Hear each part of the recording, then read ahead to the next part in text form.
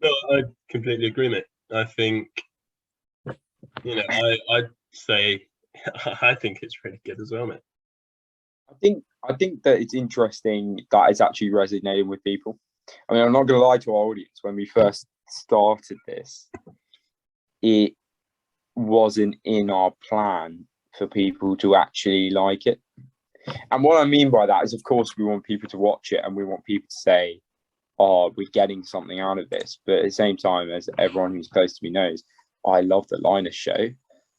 But but the actual it is an honor and it is a pleasure to hear that people are actually really enjoying our content and are actually getting something out of it.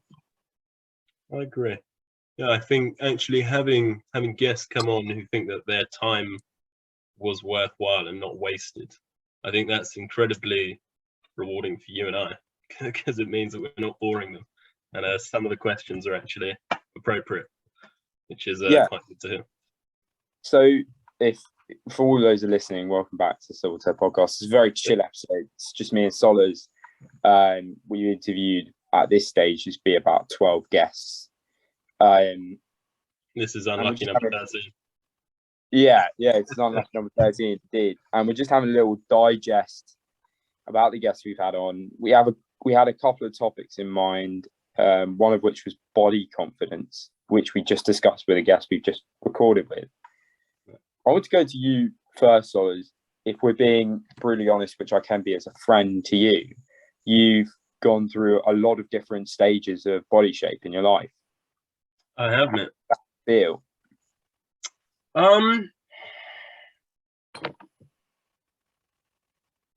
I think that it's definitely been a journey. I wouldn't say I was ever a skinny kid at school. I was always sort of quite a big kid, whether or not it was width or height. So, or almost like a square with proportions. But no, I think at uni, first coming to uni, so throughout all of the summer, I lost a bit of weight, good weight, healthy weight. Got a bit of muscle as well. And so I was in good shape for first year. Then when lockdown hit, I got that job at Morrison's doing night shift. So I was walking about 15k a night, 20k a night. So I didn't need to go to the gym. I could eat whatever I wanted and I was still losing weight. So that was great. I think I got down to like low 90s, something like that. And then going into second year, obviously we were still in lockdown. I was in a relationship. This is sort of less of a testament to the relationship, more to a testament of my state of mind at the time. I think I just got a bit complacent. So I went from about 95 to like 120, which was ridiculous. And that's, not muscle, that's fat, just from eating and not exercising and all sorts. So I managed to knock off about 20 kg of that, which is great. I'm happy with where I am. There's still a bit more to go and I'm getting on that. Trying to be as disciplined as possible. And I've still got that motivation to lose the weight, and I think the fact that I've lost X amount is helps with the motivation. It's a good sign. Makes me want to keep going. Well, I think as your mate, I've seen you come a long way, and I think it's a weird one, weight, because it's one of those things. Men especially, because of the way we think and because of the way we are, we wear ladies, this isn't going to surprise you, we wear nights out jeans and a t-shirt. There you go. We don't have to spend ages thinking about what we're going to wear. We don't have to spend ages asking friends' opinions on what we're wearing. Because quite frankly, we don't give a shit. And when it comes to that, on the other side of the coin, men can get away with a lot. We can get away with a lot, as in we can be out of shape and still look all right because we're all in the same thing. Coming off that, I think it is important. So with myself, with my gym, I'm not anymore trying to fool myself with this false dream that I'm going to have a six-pack for the rest of my life. That's not going to happen. I've been a chubby kid. I've been a skinny kid, very skinny kid, skinny to the point where you went down to, mate. Recently with your boxing? Well, recently I'd argue I wasn't that low. I was 64. When I was about 15, 14, I got down to 48 kg. And that was quite scary. I was 5'7" at the time, just 5'7". I looked really thin. I was having some serious internal battles in my head of kind of identity, confidence as well. I wasn't a confident kid. I think I was very confident when I was younger. See, I was a bright-faced boy who was used to eating a lot of pasta because I've got an Italian mum. I was eating loads, and then when I went to school when I was 13, suddenly weight became a thing. Suddenly, in Jordan Peterson's words, weight started defining the hierarchy. How you looked, or how you were proportioned, started defining where you sat in the social ladder. And I went from being what would be considered, a normal looking scrum half to a below weight hooker, I guess, in rugby. And that really bothered me. That was something that was really made me a lot self-conscious. So I skipped breakfast and I skipped lunch for a year straight. And I dropped just under 20 kg. It was really unhealthy. Was really skinny, but not skinny in the sense that I think people think skinny runway model skinny is. It didn't look good. I still had these love handles, but my ribs were exposed, and I just looked like Christian Bale from The Machinist a bit. It was not nice. And yeah, I kind of had to make my peace with my body and my confidence with my body, because I don't know, does your confidence change with your body shape or not? Yes, I'd say it does, but it's, I could be 5 kg heavier, but I'd still be confident. I could be 5 kg less, and perhaps I'm a little bit more confident, but I think for me, what really boosts my confidence is progress and actually seeing results. So I want to lose X amount of weight, and once again, healthy weight, so doing it sustainably. And as I keep weighing less and losing that weight, with each half a kilogram or kilogram that I lose, I get more motivated and think, yes, I'm achieving something that I'm setting out to. It's a goal. And with each step I get closer, the more confident I'd say I feel. But, like I said, I could be 5 kg heavier and still be confident. I think it's good for not just looking good, but also feeling good. And I think mental health ties into that very, very strongly. Yeah, I agree. Yeah. I think our mental health is always going to be interlinked with the amount of exercise we do, how we feel about how we look. When I went into third year of uni, rather, I had a purpose. But the purpose was a lot different with the boxing, with the other things that I did. I didn't want to lose weight. People thought I wanted to lose weight. No. I wanted to win. Not only did I want to win, and after I'd won, I got a different motivation. It's like, I love McGregor. Yeah. I love the quote that he gives in a press conference. I think he said, if I stared at myself in the mirror, I'd be scared too. There's this picture of him as, I think, a lightweight, and then there's this picture of him as a featherweight. And it's very striking to see the two, because as a lightweight, he is still thin and still, built. He's nothing but muscle, but he's built, right? As a featherweight, he has these indents in his cheek. He's just nothing but muscle. There's nothing else on him, and he looks like an animal. He looks like a rabid dog. And if I'm being honest, at this stage in my life, notwithstanding confidence for now, but it's what I want to be. Is I want to be just the idea of a perfect athlete, the idea of someone sacrificed every good food that they love, the idea of someone that sacrificed every bit of sugar, every bit of fat that they love to just become a pure monster. I think the importance is why you're doing it. You know, so if you go to the gym and you think to yourself, I want to look like him because he's in good shape, or I want to lose a bit of weight just because, I think you need to really align your motivations, because that's what drives you. Yeah, I think that's important. And it assists with the discipline, because you keep reminding yourself of why you're doing it. And if the cause as to why you're doing it is strong enough or worthy enough of that discipline, it's going to be so much easier. No, I do agree with you, but you know, I don't want to look like Conor McGregor.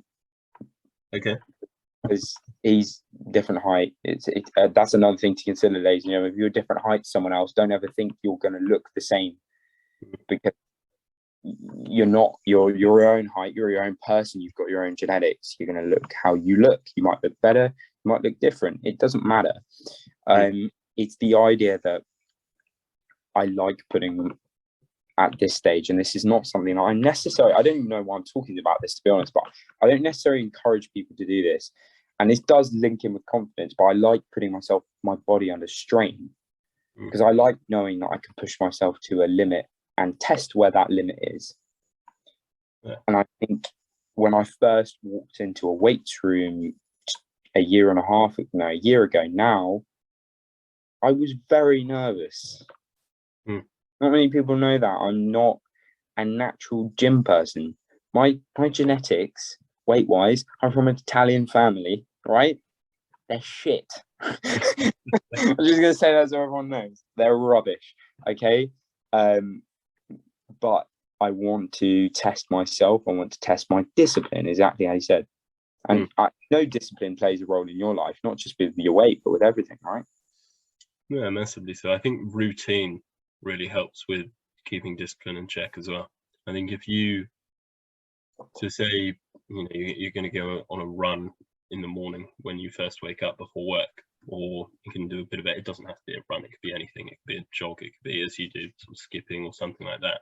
But I think if you, in the evening, you lay out your socks, your shorts, your shoes, your whatever, and it's far easier to keep that discipline. And then if you know that each morning when you wake up, that you're prepared and you've actually put in the steps to facilitate your motivation, or to facilitate the end goal that is being driven by your motivation, it's going to be so much easier. If you have the same breakfast every day, or if you put a bowl out in the morning with a spoon in your cereal or something like that, and you know it's there, and each day you know it's there, it just makes your life easier. 100%. A lot easier to make the habit and also keep the habit. Absolutely. Routine's interesting. When I visited you for your birthday, you know, I was hanging. I still skipped, right? But I still skipped, you know, because that's what I've negotiated the night before. By putting your bowl out in the morning, by laying your clothes out, you're negotiating with yourself. You're saying no matter what, those clothes are going to be filled. That bowl is going to be eaten. That's an important thing. See, do you know what the number one enemy in my life is at the moment? So it's the person I'm trying to be. Me? No. No. It's a well at the end of my garden. Well. No, it's a well at the end of my garden. And you may be thinking, what the hell are you talking about, Linus, you nutter? You'd be correct. But there's a well at the end of my garden. It's a pump, a water pump, and it's attached to a well. And I skip on my patio, which is above it's above, and then underneath I've got like loads of garden, and there's a well at the end against the wall. Yeah. Every day, every morning when I'm out there, I've got my music in my ears, but I don't hear the music. I hear the well, because the well is talking to me. The well is taking on people in my life that have doubted me. It's taking on people in my life that have hated me. It's taking on people in my life that have loved me, that have wanted something from me, that have believed in me.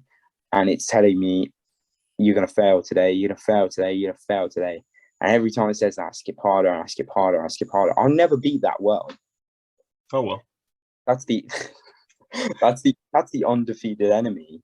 But I think what I'm trying to say is sometimes in life you need an enemy. You do need enemies drive you. I agree, Enemies are purpose. And your enemy doesn't have to be a human being.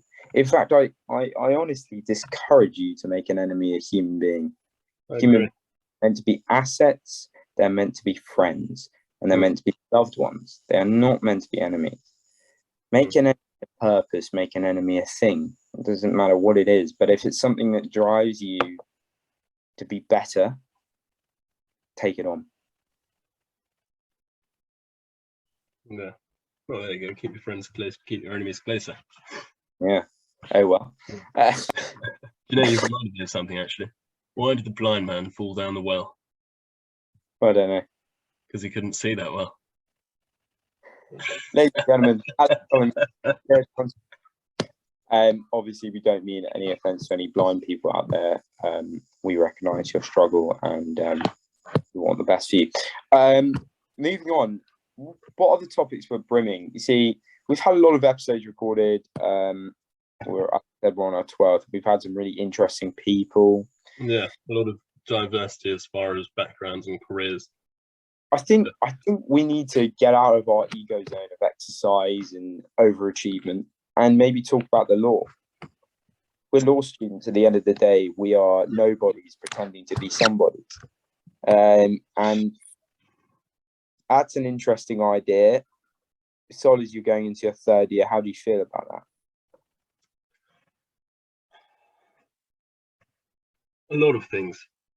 I know that wasn't the simplified answer you're looking for, but I think so. I was in the same courses, or on the same course as Linus, and he's just recently graduated. Congratulations. That's all right. But I think it really hit home for me that I'm not going to be leaving university with the same people I started it with when my year, well, Linus's year, graduated. As far as going back, I think I'm going to be in a far better position as far as academics are concerned, because I've been working in a 9 to 5 for the past 13 months. So that's going to be the sort of mindset I'm in as far as work and cracking on with tasks, which is good. I've lived on my own for a period of time up in Cardiff, so that's great. I've learned a lot more about independence and organisation and time management. So as far as actual achievement, I think I'm going to be in a far better position. As far as enjoyment, I'm sure I'm going to meet some great people, but I'm not going to have the same great people that I've had for the past 2 years. So it's a give and take, really. You know, so as far as how am I feeling about going into it, I'm feeling good. I'm feeling excited, a little bit nervous, but that's natural. Not, paralyzing nerves. But yeah, it's going to be a new chapter and one that I plan to fully embrace, and we'll hopefully do so. Yeah, my graduation was interesting. It was very good because I expected to be long-winded. Okay. It wasn't. No? It wasn't right. I sat there for half an hour and I wrote a poem and a rap. So was this the Truro Cathedral? Yeah. I sat there, wrote a poem and a rap while I was waiting. One of the rap songs was called "Graduated." It's just, one of the best lines I think from it was, "Finally, I've done it. I've outdone your prediction. Graduated with a bag of broken hearts and a crippling nicotine addiction." but yeah. no, it was one of those times. I felt a lot of anxiety in the room. From you or from people close to you, or just no, not I would. I was walking up to bow in front of someone. That's not in an arrogant way, and this isn't necessarily a positive thing, but it's not something that I'm not used to. I've done it before, not graduated, but walked up in front of an old man and bowed. I've done that, but yeah, no, I felt a lot of anticipation. There was a lot of nerves. The room had an air about it. It was weird. I think that I couldn't wait to get out of there, but didn't want to leave. It's an end of a chapter. You know, I wasn't there, so I didn't experience the same thing. But I think a lot of people, although they've been in Falmouth and Cornwall for 3 years, and they're almost thinking to themselves, blimey, I want to get out, I'm quite tired. This is a part of their life that they're never going to be able to live again. Where very, very close friends, I mean, dozens of people that you know and have known for 3 years are all in one place. That's never going to happen again. And so I think it's natural to be nervous and natural to wonder about the unpredictability of everything that follows. I think on that point, and this is something a lot of our guests have said, you know, sometimes situations will be unpredictable. And I think that at the moment, our life is unpredictable. I was watching the news today. I saw Putin has gone to Iran, you know, to have a meeting, and there's a lot of nerves from especially NATO around that meeting. And it kind of gets off the final kind of point, which I wanted to address you with. Okay. Which is, if I found out the world was going to end at 12 o'clock at night tomorrow, I would get up at my normal time. I would go outside. I would skip. I'd go to the gym. I'd come back. I'd work till 5. I'd have a drink. I'd relax with my family. I'd send a couple of texts to my loved ones, and then I'd fall asleep again. What would you do? 12 o'clock tomorrow. So what's that? Just over 24 hours. Yeah. Sorry, when you say 12 o'clock tomorrow, do you mean Friday? Yeah, Friday midnight. So just over 24 hours. So I've got a lot of family in Australia. Flights would be about 24 hours, so I don't think I'd be able to see them. I wouldn't stick to routine.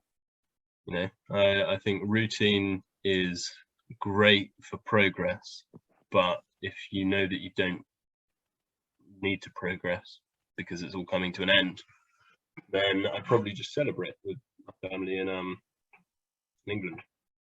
Yeah. I don't know what I was trying to achieve by saying that. I think maybe what I think maybe what I was saying is life is unpredictable, and if it was to get to that 12 o'clock hour and the world didn't end, I know I regret not skipping, not going to the gym, and not working 9 till 5. I think that's the point I'm making. It's if you just set yourself tasks each day and try to complete them to the best of your ability. Doesn't matter what anyone else can do, matters what you can do. You try to complete them to your best of your ability. Nothing else around you matters, because you're ticking off those tasks on the list, and you're becoming a better, more accomplished person by doing that day in and day out. And so many people are going to be watching this. I know you're going to be watching this for, oh, that's such a great idea. Yeah. Whatever. But try it out. Try it out. Guarantee you your life would be a bit better. But ladies and gentlemen, before you end that, I just want to touch on something, because I think it needs to be said. I think having goals is so important. They don't have to be extreme. They can really be something very simple, as far as, I don't know, walk a K, you know, or make your bed, or learn how to make certain food. But as far as learning something new, I think that really sets a sort of pace for learning more. And it goes back to that routine. Once you start something, it's far easier to continue it, but the hardest part is just to start it. I just thought that needed to be said. I couldn't agree with you more. Just going to say one more thing is inspiration as well doesn't necessarily come from what you see on TikTok and Instagram. In fact, Solid, you yourself, you inspired me a couple of times, maybe to be a bit more polite, a bit more gentlemanly in every transactions. Cheers. Right? Because everyone's got weaknesses and everyone's got things they can improve on. So before you look on Instagram, before you look on TikTok, be sure to look to your left and your right, because I guarantee there are people to your left and your right that are doing things worse than you. I know they're doing things better than you, and you can always draw off those strengths. Yeah. Anyone can do anything. Human beings are capable of great feats. So continue to hit everything you're doing with confidence. That is the message that we try to give at Solvateur. And yeah, at some stage as well, we will be inviting guests back to do webinars with our listeners and have Q&As, live Q&As as well on Instagram Live and things like that. So stay tuned. We will be closing out the season soon for the work year ahead that Solid and I both have, but it will restart around December for a month. We might have a short season going. But yeah, there might be some more episodes to come. We'll see. But thanks, Solid. Thanks a lot, mate. Thank you, Lance. Right back at you. And thank you to everyone listening. Love that deep bass, love that sound. Top floor with me, whipped and bound. Models that's heaven finally found. Bass reverberating through the ground. Drink in my hand, yeah, I'm a raver. Got the floors, yeah, the racks, yeah, and the paper. Yeah, DJ calling, Mr. Savior. Yeah, girls on the pool, but I do that later. Drink in my hand, yeah, I'm a raver.